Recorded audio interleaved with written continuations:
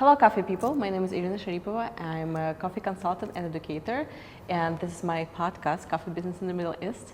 In this episode, I speak with Antonio Orria, who is a beverage expert and representative of Nuova Simonelli Group. We discuss about the Middle Eastern business and future of coffee equipment innovations. Welcome to the podcast, Coffee Business in the Middle East. Today we're diving into the world of coffee equipment with Antonio Orria. Welcome to the Coffee Business in the Middle East. Hello, thank you for having me. How are you doing? Very well, yes. Are you excited before World of Coffee event? It's going to be massive, I think, this year. I'm actually really excited and curious to see what is going to be this year, because every year has been something new and better. And yes, you're right, this year is set to be really something majestic. Nice. Well, let's start to talk about your expertise. So you, as far as I know, coffee and beverages community expert from Nuova Simonelli Group. Can you tell us a little bit background of your? Yes, I can. And in a way, it is well expressed by this role, which is created by Nuova Simonelli. Is a unique role. Was created by Nuova Simonelli to have a professional that could be a sort of a bridge between different expertise. As machine manufacturer, you know, you find yourself in the middle of many different things, and you need to be able to talk with the roasters, the coffee roasters, but you need to be able to talk with the technicians and with all the business side of it.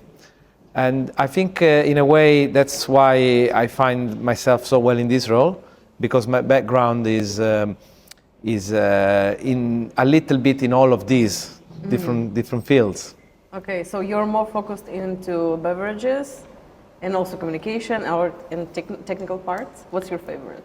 My favorite is always people. Okay. Yes, and I think I ended up in the coffee industry because of the people who make it, and I think coffee is a great sort of a magnet for interesting people. So that's my main. It's always been my main thing. But my expertise is well. I have a background in classical studies. I studied philosophy and history at the university, and then I've done some theater in the past and work in the media. But then when I moved to London, I delved fully into hospitality, so coffee. I was 26 years old then, and it was sort of starting from scratch again. Working my way up.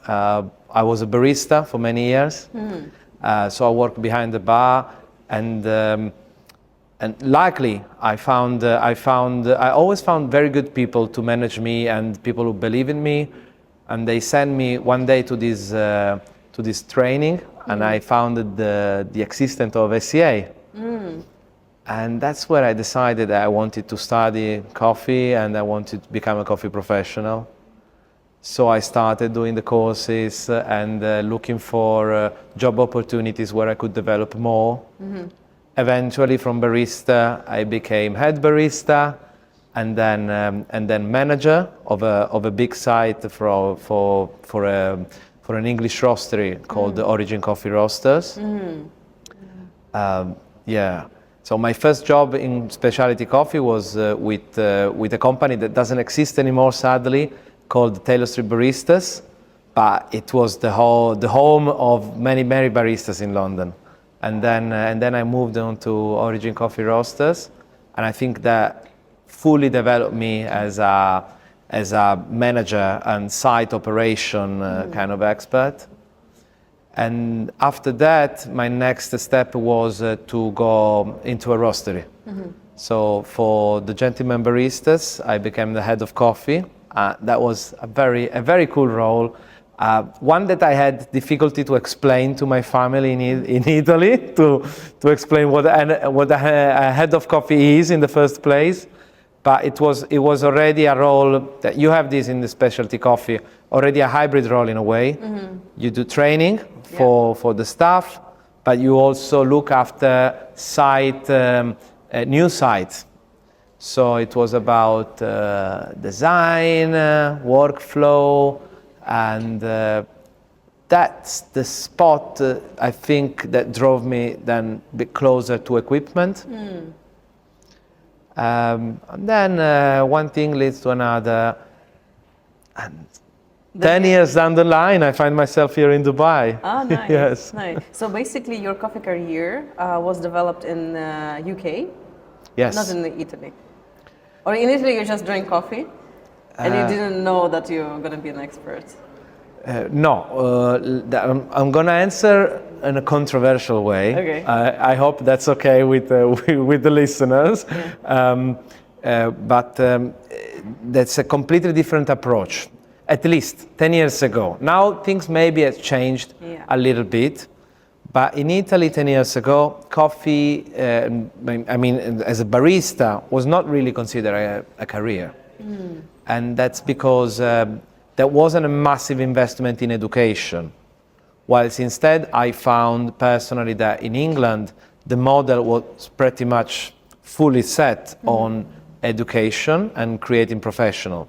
So yes, as long as I was in Italy, I never saw coffee as a career. But when I moved to England, it became clear to me that it could be. Yeah. Nice, nice. Because you know the coffee profession, as in the word itself, barista, it comes from Italy, and it seems like, especially like 10 years ago, also when I started to be as a barista, like, wow, in Italy everyone is barista, everyone likes coffee, and it's like part of your culture. Yeah, but yes, if we speak about specialty, of course, it's like a slightly different world where we need to differ like our world from, like, let's say, Italian coffee culture. Yeah, because every country has its own preferences, own cultural preferences and way of making coffee. And we have some stereotypes, of course, about Italian coffee style. But also, speaking of equipment, comes from Italy, right? Yes. Well, I think you said the magic word there. So coffee culture is really something that can help you understand what it means coffee in Italy. Because you said it right, everyone is a barista in a way for us. It's true. I mean, my relationship with coffee started when I was a kid because it's a family ritual. Okay. And then I worked as a barista. I did many different jobs when I was young. Sidekicks for university, etc. And one of them involved preparing coffee. It was on these long haul trains. We had a single group machine hanging on the wall. And my first time I had to make coffee there, it was hilarious because the guy who was training me up, he simply said, okay, and here you need to make a coffee. So go on and make a coffee. I was like, all right. And to none of us seemed something strange, that without any education whatsoever, you said to a guy, okay, make a coffee.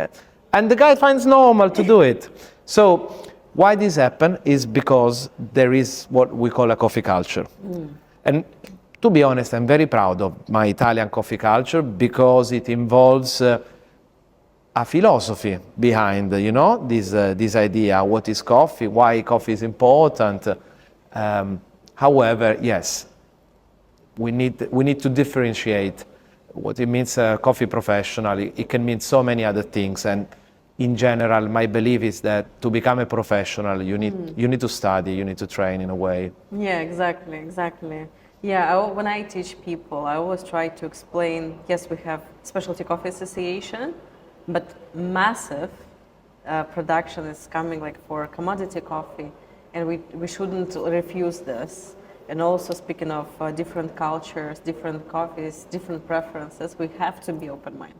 Yeah, we need to put our emotions aside and preferences, especially like if you're a Q grader, if you're like a specialist, we can't say something bad towards someone's preferences, especially the culture. Yeah, however, I think we need to improve quality and eventually we will reach this level that more people will understand, and they will prefer something from them. For example, my father, he knows that there is specialty coffee, but he never drinks it. He wants this bitterness, he wants commercial coffee, he likes it, but he knows, and it's fine. I can't persuade him, right? Look, my point of view is not too far, but is a little bit different from this, because I like the way that you said that there must be space for everything in the world. And however, what is quality? This is hard to define, right? Yeah. Honestly speaking, when I found out about the SCAs, as I told you, when I moved to London and started to get my training, I decided that I loved the concept of a specialty coffee. I loved it, but what I loved about specialty coffee was not the taste. It was the economic idea that it proposes. So this idea that coffee market can be traceable, can be equal, can bring money where it's needed, and can move and connect people. I loved this concept, really became close to me. Right. However, it took me 2 years to get my palate to taste the acidity, you know? Okay, yeah. So I never forget that. Whenever then I had a customer stepping into my coffee shop where we would serve arguably acidic espressos, and I could see sometimes that people were not prepared to like it. But this is flavor preferences. Yeah. It's completely different from promoting a culture of an economic system. Yeah. So I strongly believe in the economy promoted by specialty coffee. I believe that even commodity coffee can fall under those lines in many ways. Exactly. My similarities is with the world of football. So if we take specialty coffee as the Champions League or the Premier League or whichever main stage where only the biggest champions go and play, the biggest teams. Yes, we have that, but to guarantee that, how many people that you need to start love football and play in the sand, playing into the dirt, ditches outside the villages on a Sunday, you need that too. You need also that. That is not a specialty. Those people are not Maradona or Ronaldo or Messi, but they are part of, and if you watch them play, it's not beautiful, but it contains the same soul. So I think maybe for coffee, we can think of some similar kind of landscape. Yeah, we can compare our industry for many industry, food industry even. We have Michelin star restaurants, we have normal food, let's say, like dining room. We don't mind to go to both, yeah. So it's good to compare and know the industry from different sides, different perspective. Let's move on to Middle East. I thought you were suggesting to go to a specialty restaurant now. No, we will talk about high-end equipment. All right. Because you work in Nova Simonelli Group, you represent Middle East sale department, if I can say that, yeah? Of course, yes. And the industry growing rapidly. You working here around 2 years already? No, only 1 year actually. 1 year. I started in 2024. Because I see you travel back and forth, like Yes. to Middle Eastern countries like Qatar, Jordan, Oman. You've seen pretty much. So can you say how has demand for high-end coffee equipment has evolved, and what is the role to set up this high-quality equipment? Well, first of all, I want to make precision that I started this role, and here we are a branch office of the Italian factory last year when we opened the Experience Lab here in Dubai. But I traveled to the Middle East since 2018. Oh, right. So I was lucky enough to see an evolution. I think the past 5 years were actually pretty indicative of the trends and the way the market is moving in this region. And yes, but obviously over the past year I had the opportunity to travel across the GCC countries. My opinion is that there is a huge interest into developing as protagonist in the coffee scene in the world, and I think it's something.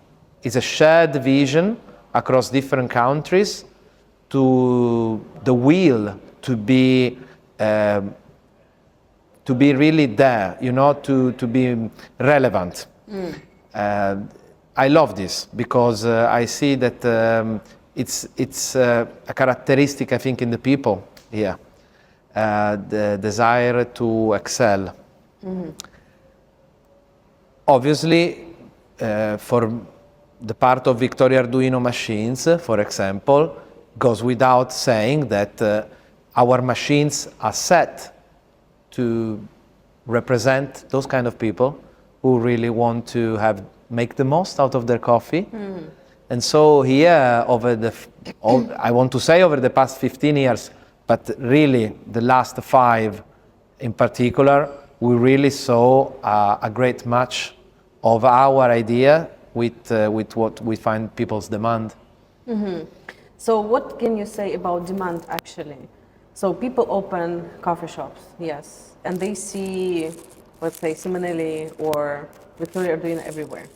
So do they just copy each other, or they really into the quality? And what are these key preferences amongst your clients?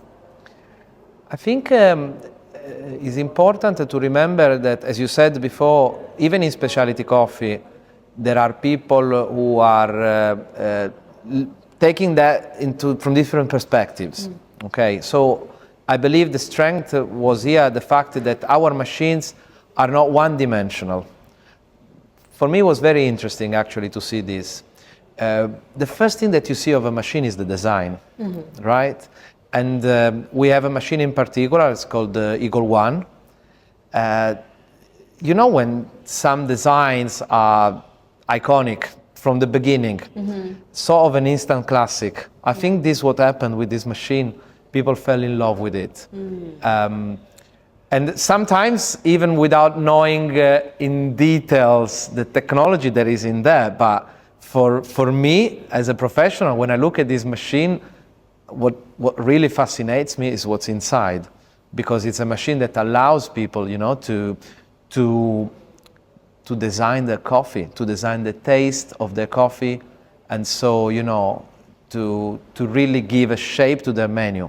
I believe here people, to touch base on what you said before, they don't really copy each other too much. I think that they struggle and they thrive into bringing always something new to the plate.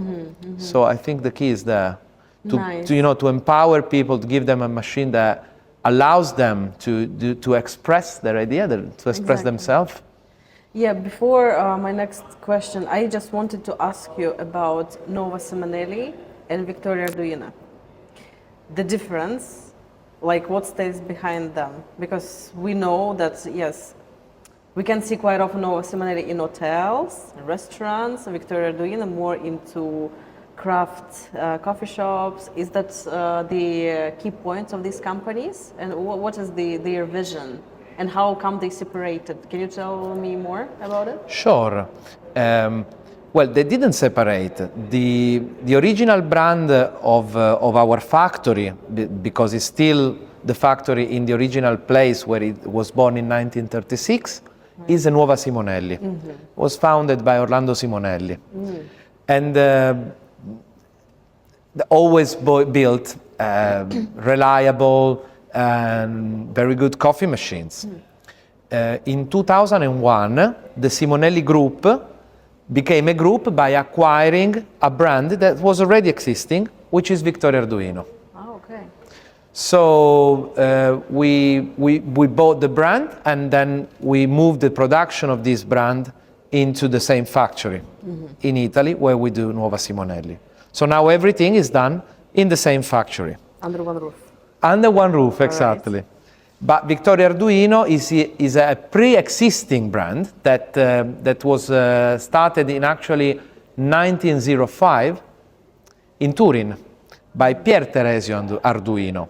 So having this long history of, really like tradition of the prehistory of coffee machines, of espresso machines, it was the idea of the CEO, Marco Feliziani, to get this brand in the company and to make it our luxury and iconic brand.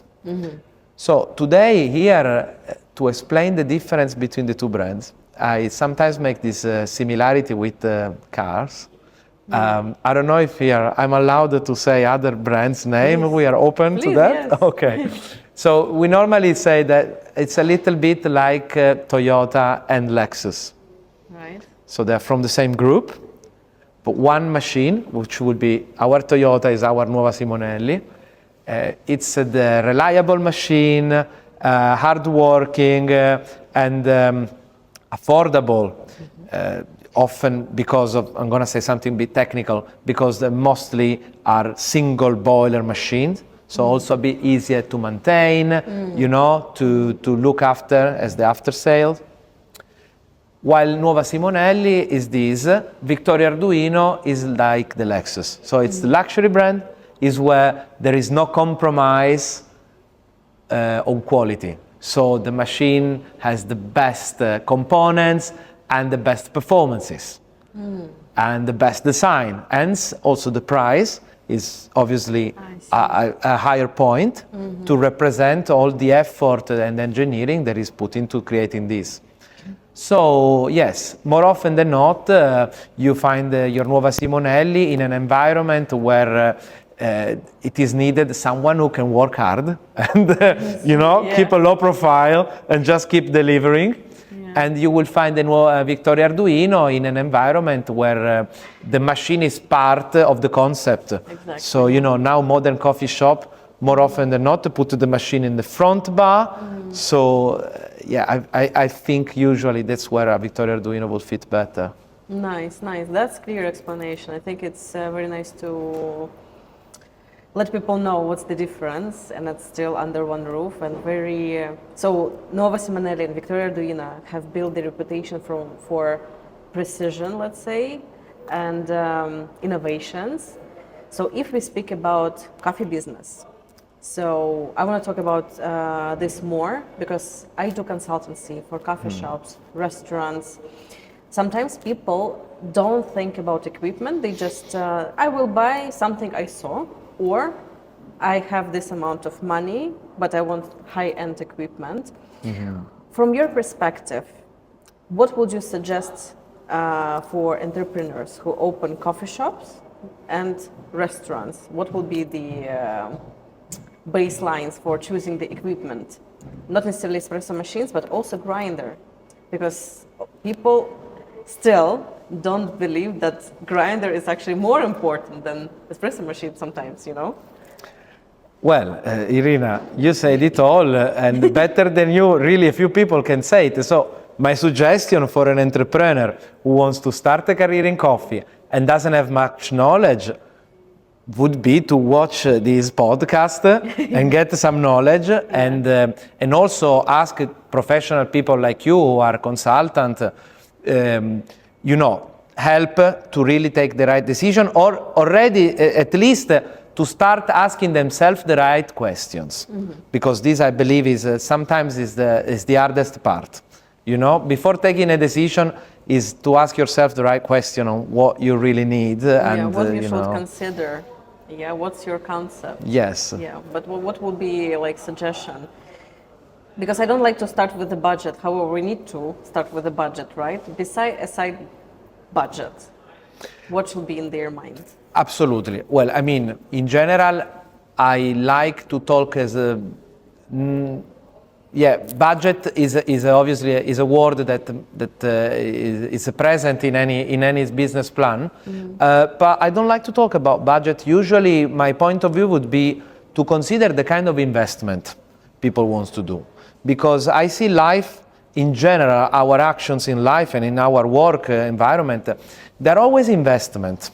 You know, you can decide to put an amount of energy, and energy can be also time, can be money. More than just money. Yeah. And you know that you have limited resources, limited time, limited money, limited intelligence, limited knowledge. Yeah. So you need to decide what to invest in, in what to invest more, in what to invest a bit less. As you said, obviously, in coffee making, so it's a cafe shop or a restaurant, I would invest, honestly, good amount of my resources into a machine that can produce a good coffee, as well as into good coffee beans. You made a great point about the grinder. Grinder for us in Victoria Arduino represented a little bit a way to enter the market a few years ago, because through innovation we created a grinder that had no really equals in the industry, which is a Mythos. So now we have a new generation of Mythos grinders, and really this is helping a lot of people to make the difference on the daily basis. When we talk about equipment, yes, you need to think about, in my opinion, the questions that I would ask myself would be, for the kind of operation I want to set up, how many coffees I want to produce in a day? Is it how many people do want to work at my coffee machine? Exactly. For example, we introduced a technology called the Pure Brew, which is a technology that allows one of our espresso machine, the Maverick, to not only make espresso but also make a filter coffee with a metal filter into the same environment, into the same group head of the espresso. This proved successful in those environments where labor was a problem, because making hand brews for a cafe can be heavy on labor. So these are the kind of questions I would ask myself. I would try and think about, obviously the answer would be, whichever resources you have, you put the most and you have the most back. But you need to take decisions in life, so maybe prioritize on what is most important. Yeah, you need to balance budget, performance, and brand reputation, of course, consistency, and you need to understand deeply your business. Like, why do you why you open up a coffee shop? Yeah, I always like to ask people about everything, like why you did this, like why did you, for example, when I trained barista, why did you change this? I don't know. So you change this in order to get this. The same with coffee shop, right? So why you open? Okay, everyone wants to have a coffee shop. I would love to, but you need to answer yourself: will be your concept useful? Like, how to say, not useful for people. Like, people will love your concept. Will you generate money out of it? Because we need to do sustainable business anyway, right? And also you need to understand the importance of training barista. You need to invest in it, because you can buy amazing equipment, you can buy amazing coffee, but what we see sometimes, lack of knowledge, right? So it's not enough to have nice equipment. It's nice. It can help you out, of course. Yeah, of course. But not always, unfortunately. You need to know how to use it properly, of course, to know how to make the most out of it. Especially with these innovations that we have. Again, what I sometimes see that people don't use maximum out of these machines. Even you can say it about the cars. Sometimes even me thinking like, I think my car has more options. Yeah, so I think with espresso machines, sometimes, people don't, like baristas, if they are lack of knowledge, they don't know how to adjust or how to use maximum, right? They should have proper training, the support from the brand of the equipment, right? So do you do such support, like customer service in the Middle East, about like trainings or how maintenance of the equipment? Well, absolutely, absolutely. We in Victoria Arduino, for us, we always made a big part of our of what we do, the promotion of knowledge. And this obviously includes training, not only directly, but also by promoting a platform for trainers. So for AST, so SCA trainers, also we have an online platform called Coffee Knowledge Hub, which unites coffee professionals from all across the world, and on where you can always find the next courses that are maybe available in the region where you are. I want to say we also do some sort of support in the sense that the Experience Lab, where we are now, is an open space which has the aim to help people to get closer to the machine together with a professional and to understand exactly like you said, to know these options. It made me think about what you said, because one thing that I've done quite a lot over the past year was to help people make the most out of a simple simple set of pieces. So I'm talking about cafes which only have one grinder and 2 group espresso machines. But actually, with one grinder and a good machine that can set different temperatures, or that is precise in delivering different volumes, you can make more than one recipe. So you can expand your menu only with one coffee, but you can make that coffee taste different accordingly if you want to use it with milk, or you want to use it as a black coffee, or you want to use it as an ingredient for a coffee cocktail or a coffee mocktail. So this is something that actually I was having fun this year to do with some of our clients, to explore the different possibility, expand the menu of a cafe through these functions of the machine. Yeah, nice. Sounds very interesting. Actually, we're not limited. Limitations are in our heads, right? Oh yeah, yes, for sure. Nice. That's interesting point. Yeah, when you have like good equipment, you can create like big menu. And you just mentioned about Coffee Knowledge Hub. Yeah. So it's just online platform everywhere. It works, not necessarily in UAE. Yes, everywhere where you have an internet connection, you can it's online log. Classes I've seen, some Yes. Webinars. So also you can check some classes which can be held in Experience Lab, right? Absolutely. So Coffee Knowledge Hub is an online platform created by Andrew Tolley, which is a long-standing SCA board member, and I think vice president at this time, as we speak now. And yes, you can find all that you mentioned. You can find the coffee knowledge community.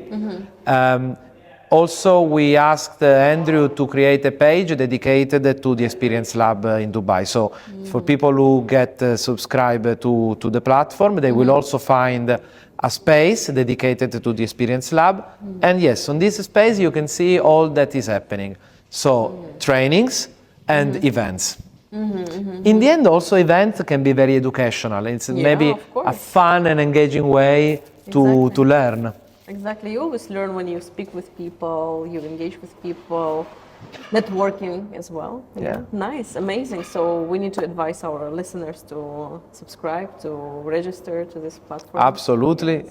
Register to Coffee Knowledge Hub, guys. Sometimes we also do events hosted by you. We did, I think, a few tastings and cuppings, which were very interesting. Yeah, nice. And so, yeah, absolutely.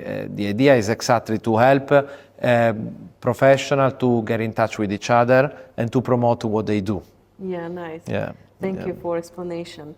I want to ask about, again, business, of course. You have visited many coffee shops here, right? To check your clients, how equipment work. Have you seen within your experience in the Middle East common mistakes maybe, so that people in future will avoid and what they will think about it? Have you noticed something which commonly faced in the business? Well, first of all, I visited a lot of coffee shops, but it looks like it's never enough because there's so many. So my answer is always obviously based on what I saw. On the technical side of it, I want to say one thing that we noticed. Typically, there is a lack of understanding of the water chemistry. Right. And how this impacts your equipment and the flavor of your coffee. Mm-hmm. So, for example, we are promoting now, as Victoria Arduino Middle East, we are promoting the first SCA technical guild courses. Mm-hmm. And the foundation course is exactly this, is water and preventive maintenance. Mm-hmm. And helps professionals to understand really in depth what is inside your water. Before taking the course, I could not imagine, but after studying it, it's really unbelievable. Yeah. the amount of science there is inside the water science. Okay. Yeah, absolutely. It should be like first thing. Yeah, equipment, and of course it comes with the water quality. Water, yes. Impact on coffee. So good management of your water can help improve the lifespan of your equipment, avoiding breakings, and can help also improving the taste of your coffee drinks. Bad management of your water can lead to disasters. This is what I believe, and maybe it's quite a common thing I've noticed. Yeah. What else aside water? Maybe some people, or water is a common, not mistake, let's say, issue with coffee shops? Well, the second thing is that more often than not, I find misspelled macchiato, and this always pinches me. I haven't seen much actually macchiato here. And on the menus, sometimes even cappuccino. So that I find is always funny because in the end, it's a word that I want to say is not Italian anymore. Is a part of the word treasure lexicon. But anyway, I want to say, to be honest, I was dragged to move to the Middle East by the belief that here what I'm seeing is actually a lot of dedication, a lot of passion, a lot of knowledge, compared to a roughly world average. I think in the Middle East, people actually are distinguishing themselves for really pulling up incredible operations, and very inspiring for me. Obviously, not everyone is as good, and there are some people who can improve, but the average, and also I would say the niche, it's really outstanding. Yeah, sure. So coffee business will be developing, and indeed in future, I hope, despite of price on coffee. Yes. Okay. What do you see? How will coffee industry will be improved? So next year, let's say this year, 2025, in comparison with the last year, do you have maybe some vision on this year, or maybe you have a goal from your company, like to improve? Because we always working in the coffee industry, we never stop. We always improve. We promote. What's your opinion about this current situation? I totally agree with you. It's a never-ending process, and maybe it's one of those things we said before. What makes interesting this industry. It's made of people who have high ambitions and vision. Well, what I want to say, maybe two fields of improvement of more than others. One is to bring sustainability to another level. So, for example, talking about price of coffee, reacting to this, I've seen a lot of people who are already doing it. Obviously, it's not something that you do from day to night, but by investing into alternative species of coffee, alternative ways to process the coffee, and this is really bringing a lot of value into the industry. And technology-wise, or more than technology-wise, another trend on the other end of the table that fascinates me in particular is the mixology. And I see more and more, I love to see these, to go into a place and see that they're producing drinks that are their own creation, using coffee as an ingredient, but not only coffee, also milk or alternative milk. I've seen so many places where they mix cow milk with a plant-based milk, and they mix filter coffee with cold brew, and then juices and fermentation. And this really fascinates me, and I hope that it will keep growing, because I'm sure we are just at the tip of the iceberg to what can be explored there. Yes. I also have one question which bothers, I think, many baristas. Now we have artificial intelligence and also super automatic machines.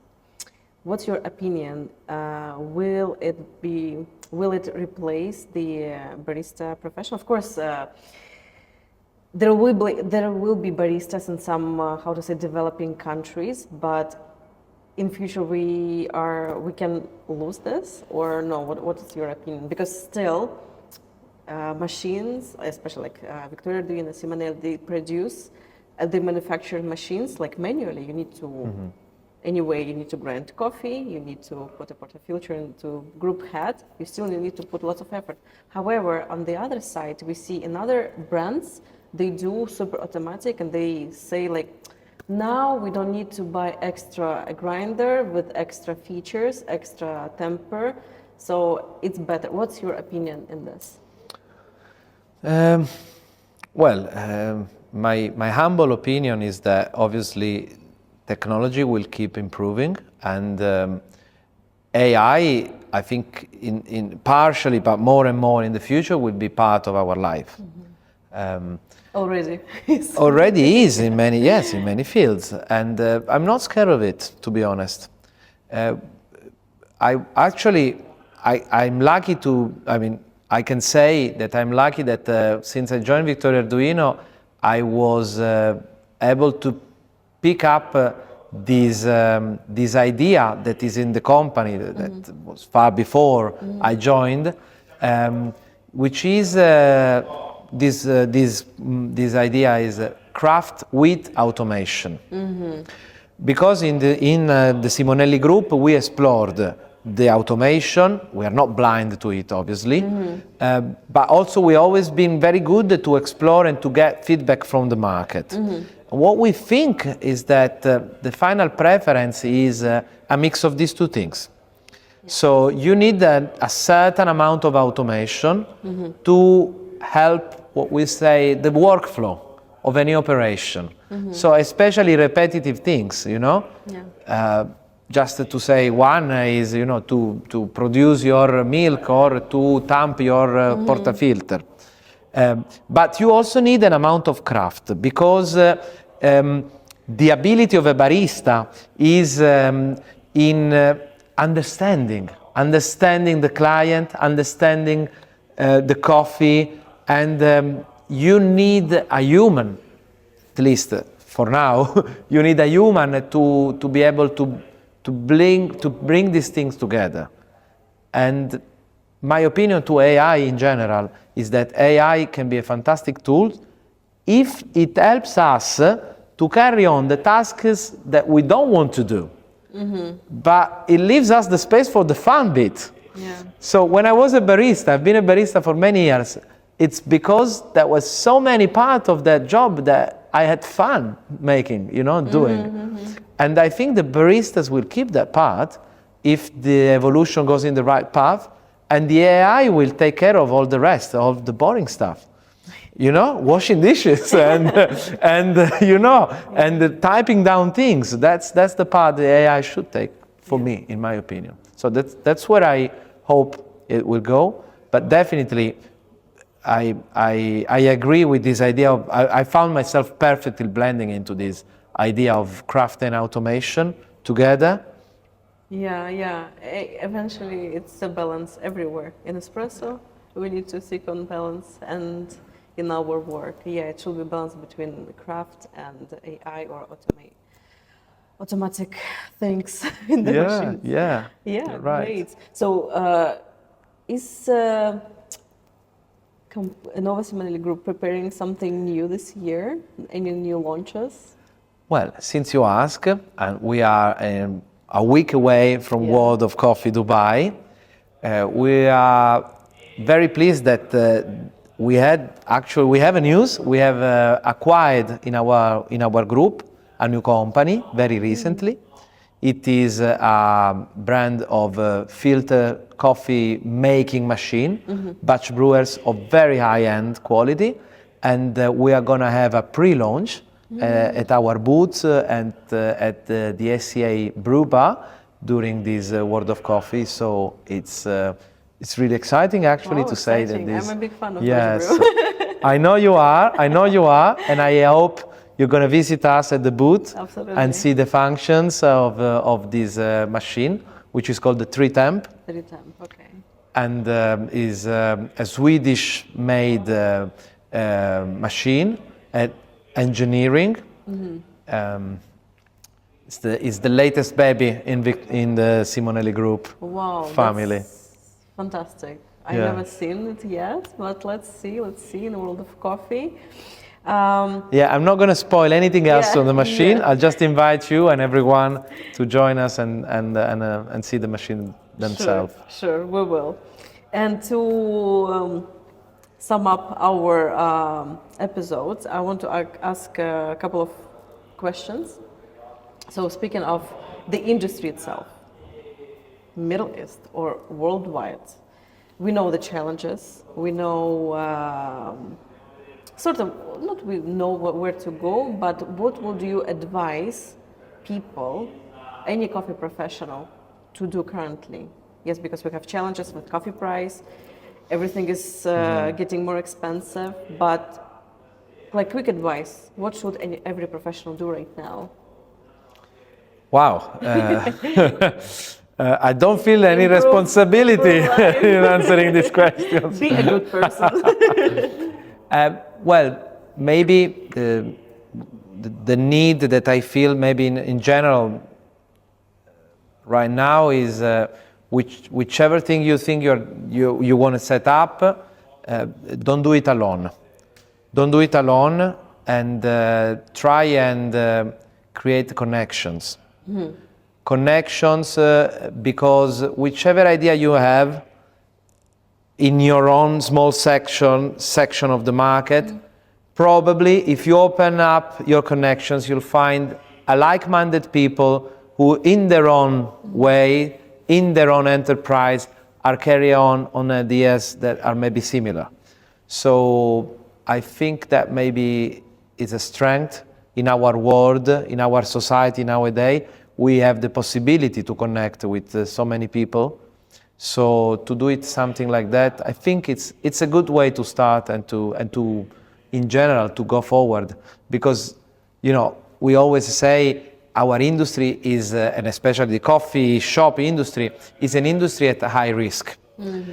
So whenever you set up for opening something in a high risk, you need to know that it can go well and it can go bad. Yeah. But if you do that by connecting with other people and by exploring and creating, nets, even if the enterprise, the company itself may, not go as you wanted, you're still gonna win a lot out of the game and maybe learn and accumulate experience that help you go to the next step and the next stage. So I think that might be something that our world needs a lot right now. So that would be my advice. True, good words. Thank you, Antonio, so much. It was a pleasure speaking to you. I like your personality. I like your positive and optimistic attitude towards everyone. And I wish you good luck. And we will see everyone in the World of Coffee, Dubai. Thank you for being my guest. Thank you. Thank you so much for having me here, giving me the opportunity to say, to speak my mind on all things coffee. It was really, really nice interview.